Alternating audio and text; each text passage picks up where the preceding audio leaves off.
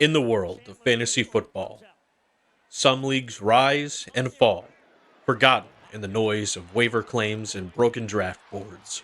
But one league endures, a league bound together by loyalty, rivalry, and the NFL Fantasy app. This is their story, a chronicle of glory, heartbreak, unpaid buy-ins, and one very questionable Pat Fryermuth pick. This is the history of our fantasy football league. The year is 2022. Top Gun Maverick dominated theaters, Wordle dominated offices, and Tom Brady dominated divorce court. In the NFL, we watched Jalen Hurts break Super Bowl rushing records for a quarterback and still come up short. Russell Wilson told Denver to ride, and the fans immediately regretted it. In our league, Sergio ruled with a commanding 7-7 record. Chris and Bush finished the regular seasons at the 1-2 spots, giving themselves a good chance of reaching the finals. So which one of these two great fantasy teams lost to Sergio's 500 team? Neither.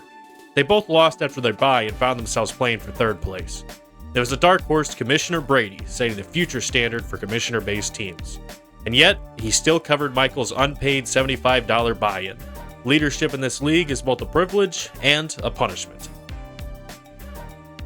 Chris finalized himself as the serial trade lowballer, schemed as always. Recycling dropped players into star trade packages, it was the season that cemented roles. Sergio, the champion, Chris, the scammer, Brady, the martyr, and me, Hunter, biding my time. 2023, Taylor Swift becomes the NFL's biggest storyline, Aaron Rodgers' last 4 snaps as a Jet, and the Chiefs once again stood atop the football world. And in our league, it was destiny.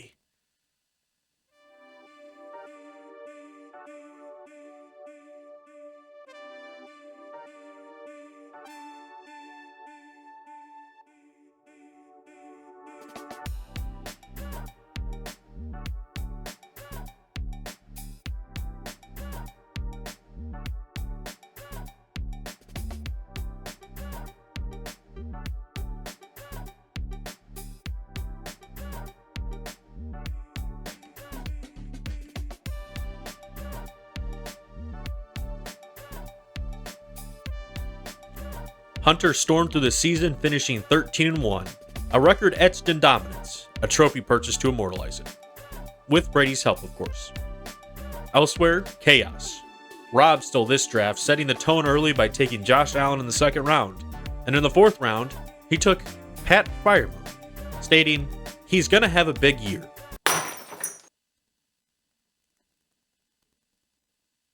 Yeah, he did. That's a real pick that happened. This is what I'm fucking making this video to explain to you people. This is not some made up shit posting video. This is real fantasy football. This dude drafted Pat Fryermuth in the 4th round. It's not about the money. It's not about the trophy that we got. It's not about telling my friends that I know ball and they don't.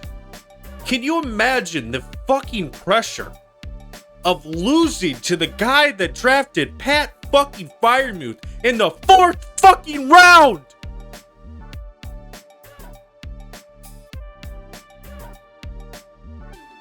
Ashley remained steady, playing more for Brady's happiness than her own.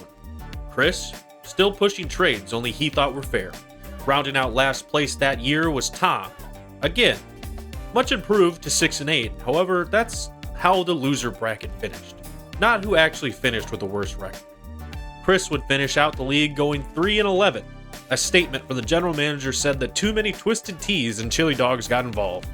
It was a season of triumph, heartbreak, and one very, very optimistic tight end pick. 2024, a year of AI headlines, Paris Olympics triumphs, and another Cowboys disappointment. Some things never change. I enjoyed my summer with the trophy, however the feelings around the league about it were different. Munoz swore that should he ever win, he'd throw it in a river. The draft would get off to a fairly smart approach. The league, having to listen to my ego get rammed down their throats, raised the competition of our league tenfold. Until one unfortunate pick. Rob was on the clock again. The league held their breath for the entire 90-second clock. Phone calls were made, texts were sent. Significant others were informed, yet Rob would still auto-draft his first pick. And his second. And his third. In fact, Rob's entire team would auto-draft this year. Rob has found himself lost on a float trip, missing the entire draft. Chris recovered from his last place finish, leading the league at 10-4. Munoz and Jason chased close behind. My own run failed to recapture past glory. Brady sank again to familiar depths, his burners accounts quiet, and his commissioner duties endless. Ashley, however, remained loyal, letting Brady draft two terrible teams. Jason would be our league winner, a man none of us have ever seen besides Brady, the grown man equivalent of I have a girlfriend that goes to another school. To this day, we are all certain he isn't real. And now, 2025.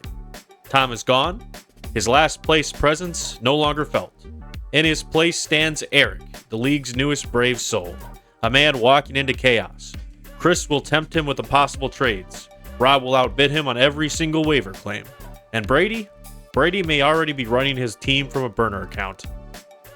But the spotlight shines brightest on Rob, holder of the first overall pick. After Freiermuth in the fourth, expectations are cautious. Redemption or disaster. His choice will echo throughout history. This league is more than fantasy football. It is a rivalry. It is comedy. It is family. From unpaid buy-ins to riverbound trophies. From float trip drafts to whispered burner accounts. This is our history. And as a new season begins, only one question remains. Who will host the trophy in 2025?